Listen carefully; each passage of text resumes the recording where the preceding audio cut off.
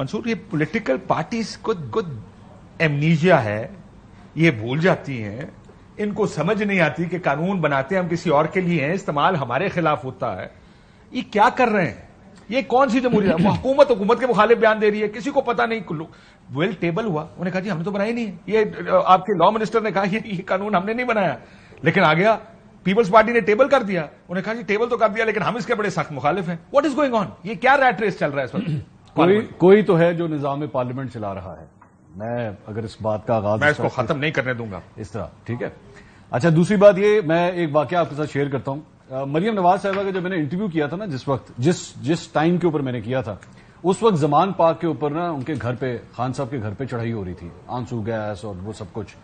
میں نے اس وقت ان سے سوال کیا تھا, میں نے کہا جی آپ یہ جو کچھ بھی مناظر ہو رہا ہے, یہ ایک دن ایسا بھی تو ہو سکتا ہے کہ جاتی عمرہ کے اندر جو ہے اسی طرح ڈنڈے پڑ رہے ہوں, آنسو گیس کے شیل گر رہے ہوں, اور یہی سب کچھ جو ہے ہو سکتا ہے آپ کے ساتھ بھی ہو.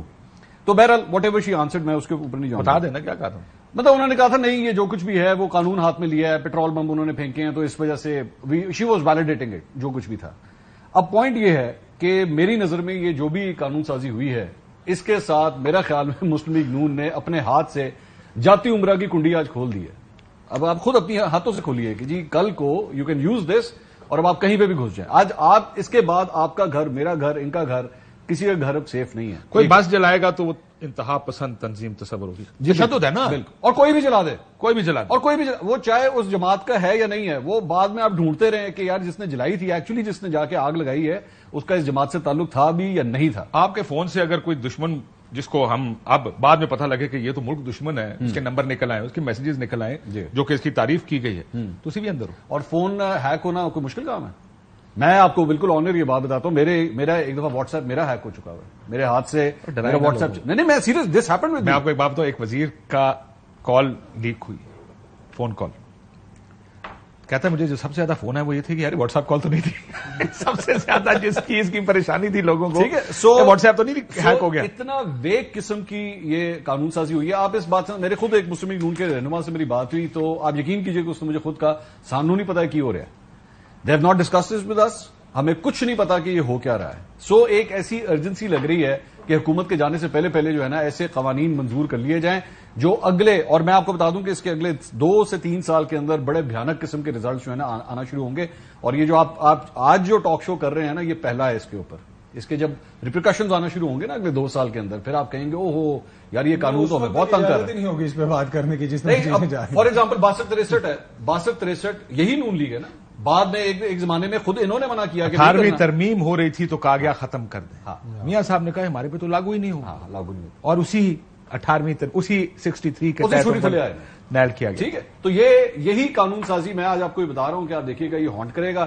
اور کچھ پتا نہیں کہ جب سیاسی فضا جو ہے وہ تبدیل ہوگی تو جاتی عمرہ کا گیٹ بھی کھل سکتا ہے. آپ نے سنا ہے نا اپنے حکومتی لوگ, کیا عرفان صدیقی صاحب نے انتہا پسندی پر ریاکٹ کیا کہ کون اس کے شکنجے میں آئے گا.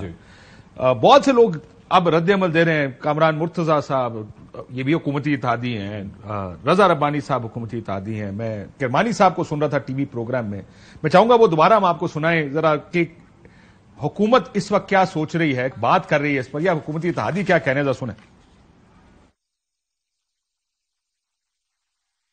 اگر آپ نے بل لانا تھا تو سب سے پہلے ضروری تھا کہ آپ اپنے اتحادیوں کو اور اپنی پارٹی کے لوگوں کو اعتماد میں لیتے. میں تو یہ کہوں گا کہ یہ جس شخص نے بھی یہ کیا ہے وہ بہت ہی انتہائی پولیٹیکلی امیچور. نہ اس نے دیکھا اسٹینڈنگ کمیٹی نے, نہ ایوان نے دیکھا, یہ ڈائریکٹ ہمارے پاس آیا. یہ قانون اگر جوں کا توں منظور ہو گیا بغیر کمیٹی میں گئے تو پھر ہمارے لیے شاید آنے والے دنوں میں یہ ایک ایسا شکنجا ہوگا جس میں سے پتہ نہیں کون کون کسا جائے گا. جو بھی اس طرح کی لیجسلیشن ہوتی ہے کم از کم اپنی اتحادی پارٹیوں کو اعتماد میں لیا جاتا. آپ اپنے ہاتھ کاٹ رہے ہیں. اس کا تعلق ہے اس بل کا جناب چیئرمین, یہ تو جمہوریت پر ایک کھلا حملہ ہے. سانس لینے والی جمہوریت کے دن مجھے تو اس کی موت نظر آ رہی ہے. ہم اس بل کی نہایت سختی سے مخالفت کرتے ہیں.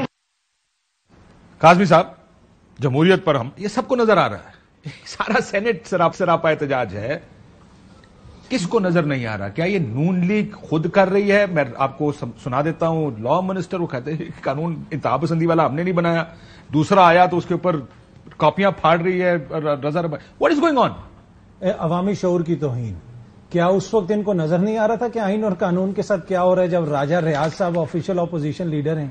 دیکھیں یہ وہی ایوان ہے نا. کیا دس از سینٹ میں، نہیں پر سینٹ کے اندر بھی کبھی کسی نے بات کی، that's why you have sent also. وہی پر سینٹ کے اندر بھی کبھی کسی نے اس حوالے سے بات کی. 2 صوبوں کے اندر جب انتخابات روکے گئے، رضا ربانی سے اگر اس وقت واک آؤٹ کر جاتے، 2-3 دوست اس وقت بول جاتے کہ جناب آئین کو اور قانون کو آپ اس طرح نہیں ڈھونڈ سکتے، تو شاید حالات اس نہج پہ نہ پہنچتے. آج دیکھیں نا یہ جو قانون آپ بھی جس کا بھی ذکر کر رہے تھے سیکرٹ ایکٹ والا، اس میں یہ کہا گیا کہ ارادتاً یا غیر ارادے پہ اگر کوئی آپ ایسا کام کر لیں، وہ کون سا جرم ہے جو آپ جب تک آپ کا ارادہ نہ ہو. یہ تو ایک بیسک چیز ہے نا.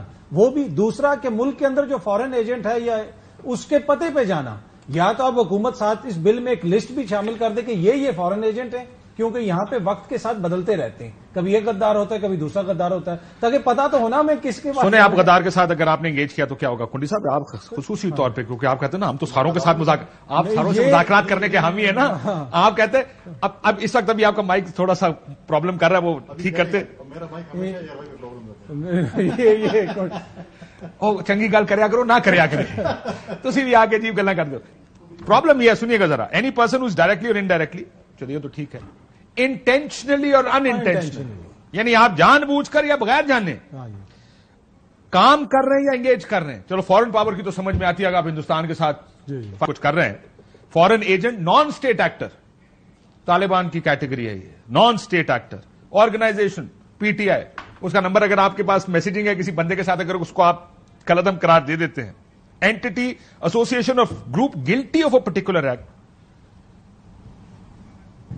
اور پھر دیکھیں نا اس میں کہ جس طرح کی پاورز دی گئی ہیں کہ آپ کسی کے گھر بھی داخل ہو سکتے. کیا یہ سیریس، یہ میرا ذہن میں آ رہا ہے، کیا یہ وہ جمہوریت کا ماڈل ہے جس کے لیے اسٹرگل کی تھی کنڈی صاحب نے، ان کے اتحاد نے، اور 3 سال یہ مجھے آپ کو اور پتہ نہیں کیا کل پروگرام میں کل بھی تھے جی، میں نے ان سے ایک بات کہی تھی، میں کہا ایک پیپلز پارٹی کے ساتھ ایک چیز جڑی ہے، آئین، قانون، جمہوریت.